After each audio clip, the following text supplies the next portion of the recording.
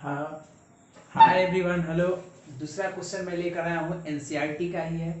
करा name a device, कोई device का नाम बताओ that help to maintain the potential difference across the conductor. उस डिवाइस का नाम बताओ जो कंडक्टर के अंदर हमेशा पोटेंशियल डिफरेंस करता हो। एक बात याद रखना, चार्ज घूमेंगे, देखो चार्ज का मूवमेंट होता है। तो मैंने क्या बताया था, चार्ज घूमता है तो क्या होता है, करंट प्रोड्यूस होता है। आज जब करंट मूवमेंट होता है तो क्या होता है, पोटेंशियल डिफरेंस का अंदर अंतर आता है। ठीक है, तो हमारा कह रहा है कि अब ये बताओ करंट आता कहां से, कहीं ना कहीं इलेक्ट्रिसिटी से आता है, पावर स्टेशन से आता है, या बैटरी यूज करते हो तो करंट मिलता है, या सेल यूज करते हो। तो कह रहा है कि उस डिवाइस का नाम बताओ, तो लिख दो डिवाइस का नाम। सेल लिख सकते हो, या बैटरी लिख सकते हो, या पावर सप्लाई स्टेशन लिख सकते हो, which help to maintain the potential difference. इससे इजी क्वेश्चन ही नहीं है।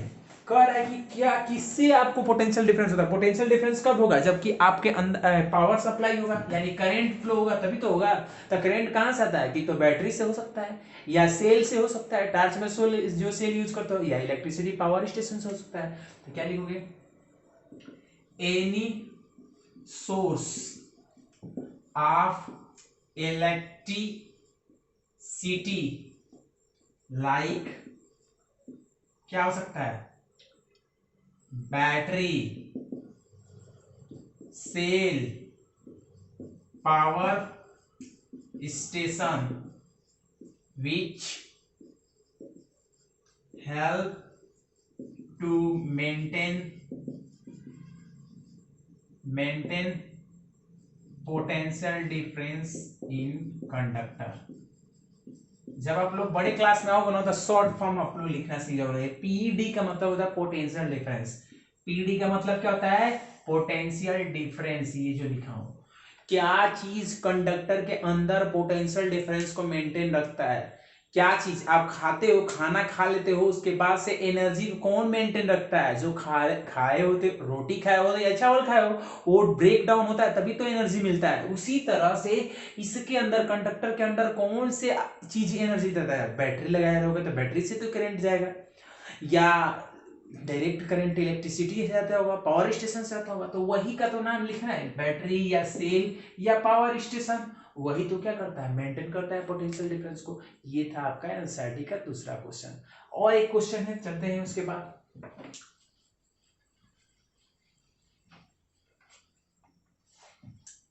दूसरा क्वेश्चन है, how much energy is given to the 1 coulomb of charge passing through a 6 volt of battery. How much energy is required to 1 coulomb of charge passing through the 1 coulomb of charge passing through a 6 volt of battery। बहुत अच्छा question है, Intex का question है। Intex NCERT का, किसका है, NCERT. NCERT का question है, कह रहा है कि कितने, अरे भैया एनर्जी बोलो या वर्क डन बोलो, बात ही सेम। कितने अमाउंट ऑफ एनर्जी चाहिए कूलम, एक कूलम ऑफ चार्ज को 6 वोल्ट वाले बैटरी में। बात एकदम सेम है, जो पिछला क्वेश्चन करा था एकदम सेम है, आपको समझने की रही है। 1 कूलम चार्ज यानी Q इक्वल टू क्या दिया है, 1 कूलम दिया है। पोटेंशियल डिफरेंस कितना दिया है, 6 वोल्ट दिया है, यानी V इक्वल टू कितना दिया है, 6 वोल्ट।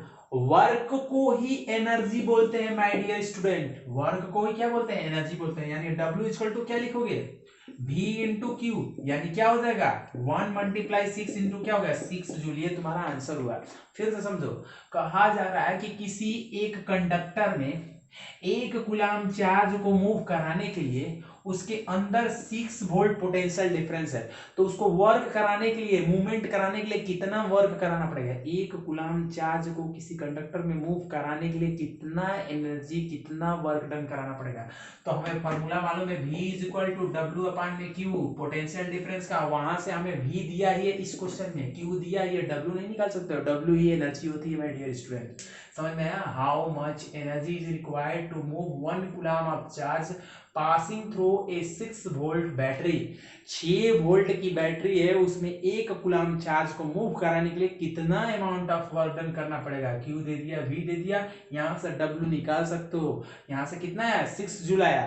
तो ये था आपका तीसरा इंडेक्स क्वेश्चन नंबर एनसीईआरटी का। ठीक है, आगे चलते हैं। एक और क्वेश्चन है, कह रहा है कि आप क्या समझते हैं 1 वोल्ट पोटेंशियल से?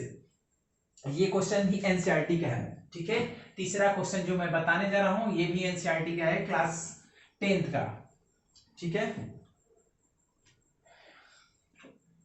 तीसरा question, what mean by potential difference 1 volt across a point in a conductor? Question घुमा दिया है केवल। मैंने लिखवाया था 1 वोल्ट का डिफिनीशन, याद होना क्या वोल्ट है? 1 जूल अपान में 1 कूलम्ब। शायद आप भूल चुके होंगे, अगर आपको याद होगा तो मैंने पोटेंशियल डिफरेंस जिसमें लिखवाया था उसी में इसका फॉर्मूला बताते समय V is equal to W upon में Q फॉर्मूला बताया था, तो वहीं पर मैंने 1 वोल्ट को डिफाइन किया था।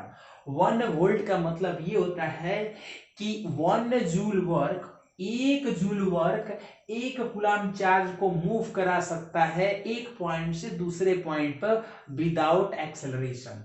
इसका मतलब ये है 1 joule of work done is required to move 1 coulomb of charge from one point to another without acceleration is called 1 volt. 1 volt का मतलब यह है कि 1 जूल 1 कूलम्ब ऑफ चार्ज को एक जगह से दूसरे जगह मूव करा सकता है विदाउट एक्सेलरेशन। वही लिखा हूं, 1 joule of work done is required to move a 1 coulomb of charge from one point to another point without acceleration. 1 volt का मतलब यही है।